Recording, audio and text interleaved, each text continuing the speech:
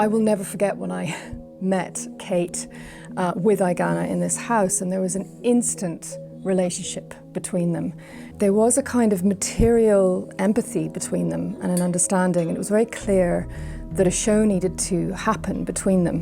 One of the best things about my job as a curator is understanding how artists work with materials. Aigana, with her Manifestations brand, went from obviously a painter using canvas into fabric exploration. She uses silks and paints them with these extraordinary stories. And there was a correlation with Kate's work where she takes this clay, this beautiful organic substrate, and rolls it out like a fabric, and then slices it up and turns it into this sort of pot, which she twists around, which looks like an organic form, and then allows gravity to sort of let it fall and fold like something you would see underwater. The first thing you want to do with Kate's things and Aigana's coats is you want to pick them up and touch them and hold them.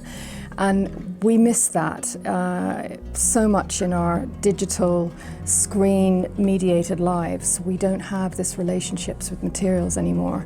And what I found with Aigana and with Kate is that they seemed to have this enthusiasm. They were fascinated with each other's respective practice, but they also started to find correlations that you wouldn't necessarily have seen before. Cusp, the title of this show, means a point of transition between two things, but it is also a valve that we have in the heart, and this is the most exquisite piece of embroidery that Aigana uses in one of her coats for Manifestations. And it's very symbolic of this kind of enthusiasm and love and joy that you can get from a relationship with material.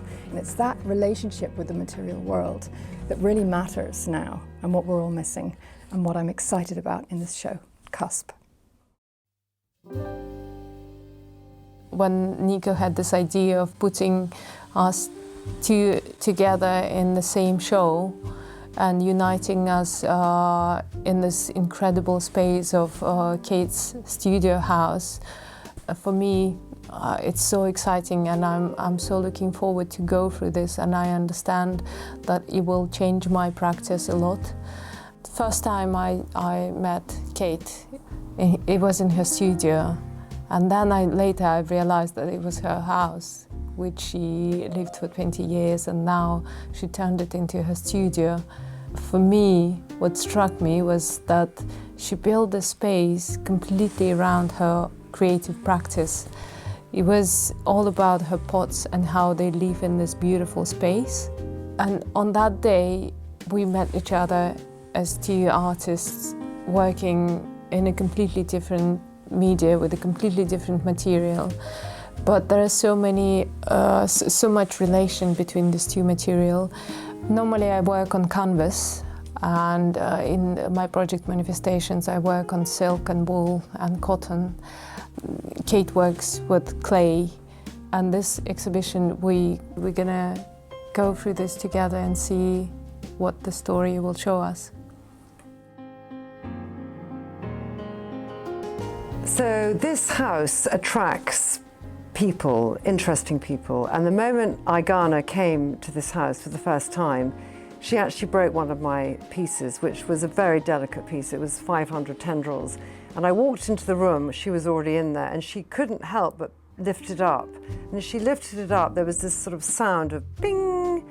And I looked at her and she looked at me, and I think that's when the whole thing started, because she, I think, felt embarrassed. I thought it was funny. And then, of course, she talked about us doing a collaboration together immediately, and I thought that was great. I saw her work.